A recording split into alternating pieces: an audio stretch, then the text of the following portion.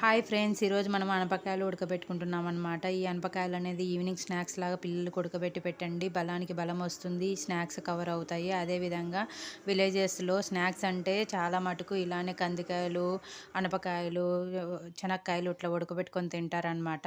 So ఒక KG అనపకాయలు తీసుకొని బాగా నీట్గా కడుక్కోవాలండి, మట్టి అందుకు లేకుండా. సో మట్టి అందుకు లేకుండా నీట్గా 2 టైమ్స్ కడుక్కోండి. ఇలా కడుక్కున్న అనపకాయల్ని మనము పప్పు కుక్కర్‌లో ఉడకబెట్టుకుందాం. తొందరగా ఉడుకుతాయన్నమాట. పప్పు కుక్కర్ అయితే నార్మల్‌గా అయితే చాలా టైం పడుతుంది. సో ఇలా వాటర్ ఏసుకొని, అనపకాయలేసుకొని, సాల్ట్ ఏసుకోండి, దుడ్డుప్పేసుకోండి.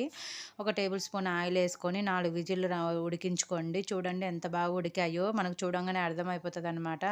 సో ఇలా ఉడికిన వాటిని సర్వ్ చేసుకొని తినేసేయడమే అండి. ఈవినింగ్ స్నాక్స్ లాగా ఇలా పెట్టి చూడండి. సో పిల్లలు చాలా బలంగా ఉంటారు. అన్ని పప్పు దినుసులు తిన్నట్టు ఉంటుందన్నమాట. సో మీకు ఈ వీడియో నచ్చినట్టయితే లైక్ చేసి సబ్స్క్రైబ్ చేసుకోండి ఫ్రెండ్స్.